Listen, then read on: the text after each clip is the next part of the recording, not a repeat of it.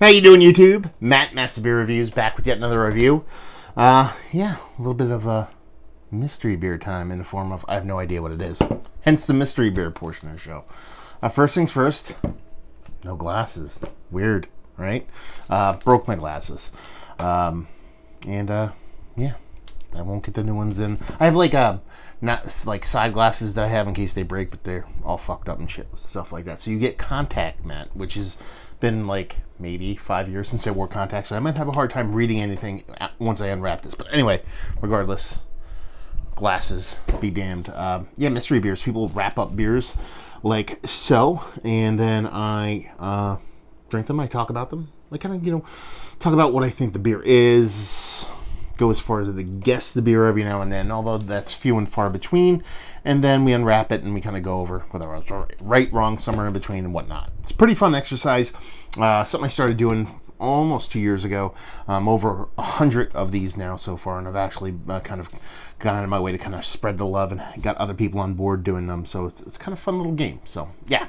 If you want to do mystery beers, I encourage you to do them too. If you want to send me mystery beers, please do so, because it's the only reason I can, or only way I can actually do these is if people send them. So done and done. This one is actually quite unique. First time I've had, I believe, cardboard. This looks like cardboard. Is this cardboard?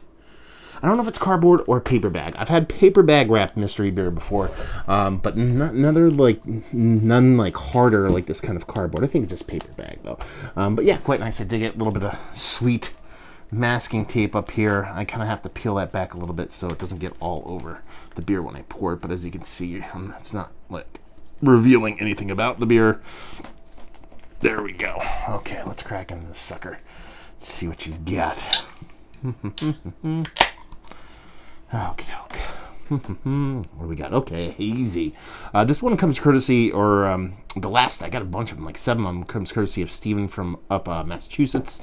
He sent me a couple of non-mystery beer jams and a bunch of mystery beers. And this isn't their first time. This is actually his second go-around with the mystery beers, to be honest with you. And I'm kind of excited to dive into it. So yeah, look at that sucker.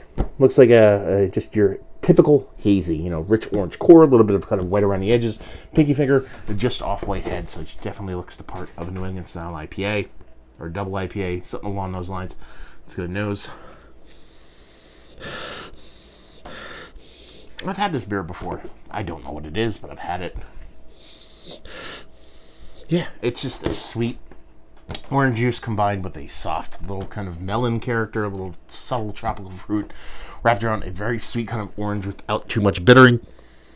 There's really not even much bittering bouncing off that sweetness. Sweetness isn't that huge. It's like an over-ripened fruit to the point where the sweetness has dropped out a little bit. It's gone that far. But there's nothing to really balance off the sweetness. So it's definitely a sweet beer, but not an overtly sweet beer. It just lacks that kind of bitter balancing. So we're talking right now off the nose. Smells like a single IPA. And it smells like one of those drop out all bitterness jams. So let's dive in and see what he's got. Cheers.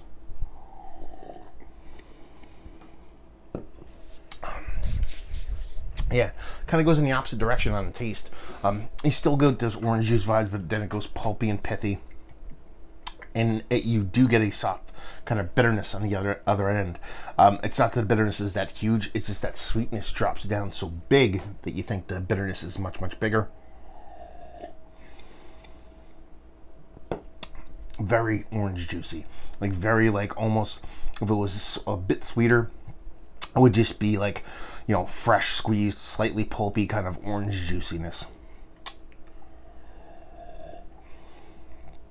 And a bittering comes off, like I said, more like pithy, a little bit rindy, but definitely more in that pithy range of things. Orange juice all the way.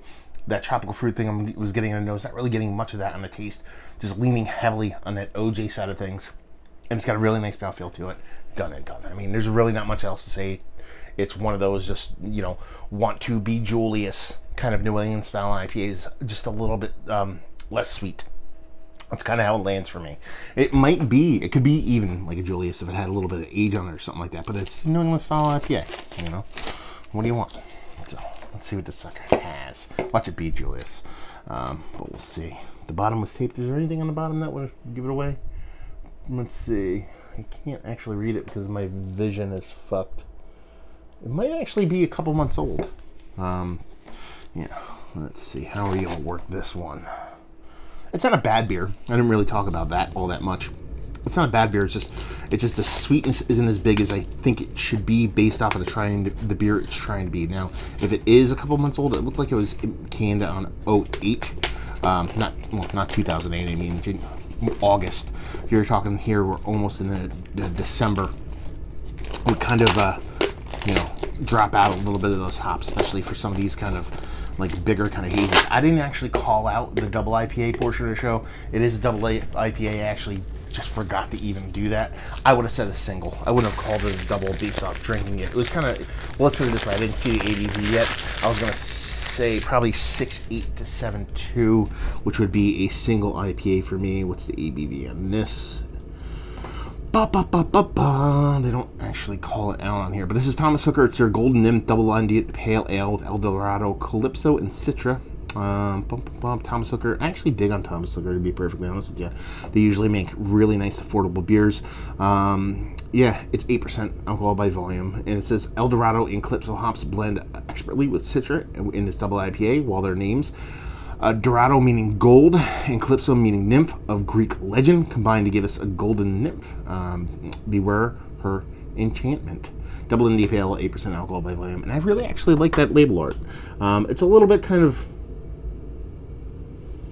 cartoony that usually doesn't turn me on all that much, but I just, it's kind of like someone who's a classic illustrator kind of doing slightly tattoo art, so it kind of flirts with stuff that I like and just kind of hits stuff that I don't like. Yeah, not too bad art-wise, but it's a nice beer. It's a fine beer. Like I said, I think the age on this has kind of done this dirty a bit. I want to say that's 08, 28, 2018, so that puts it to August, September, October, November, 3 months. Should a beer last longer than 3 months? Sure. The hazies can get a little bit sideways at 3 months. I still think it's a nice beer, but I think it might have shown a little bit different, fresh out of the chute. But yeah, when I said I had this beer before, and I'm like, I'm sure I have, I haven't. What I have had is Thomas Hooker beers, and I would have never ever guessed this, but this tastes like a Thomas Hooker beer. Some of their stuff, the no filter stuff like that, tends to come off a little bit more vibrant for me, but that kind of makes sense now that I know it's a Thomas Hooker beer, and it's fine. It's a nice beer. Doesn't blow me away, but, if this is something you're yanking off the shelf and you really do enjoy kind of the new school hazy IPA, it's going to do you proper. Let's cut to that whole chase. Is it one of the better double IPAs I've had as of late? On the outside looking in, it's just that kind of expectation of that sweetness and not really getting it. Again, I have to say this every time. I actually don't like when beers are overly sweet. It's just that, not that I want it to be overly sweet. I think this beer needs to be a little bit sweeter. Value and availability, I have no idea, but Thomas Hooker stuff is essentially usually kind of one of your best bangs for the buck when it comes to beer wise, and leave you with, if you like what we like this. Like I said, if you want a big impactful beer that gives you OJ vibes for days, but doesn't wear too heavily on the palate, this is going to do you proper. And like I said, it's a shelfie that you're going to be able to pick all the way up down here. I think I've seen this on the shelf down here in Jersey, or PA I should say. So it is what it is. Tasty and accessible beer, which is a good thing. So there you go, another review in the books. Hopefully you guys enjoyed. Down there if you want to talk about it. Massive Beers if you want to check me out doing the social media stuff. Beer Massive if you want to check me out doing the whole podcasting thing. If you want to send me mystery beers, you can, or you can write me at massivebeers@gmail.com. And hopefully you guys enjoyed the review. Hopefully enjoying glasses free Matt for a couple reviews, and hopefully see you next time. Cheers.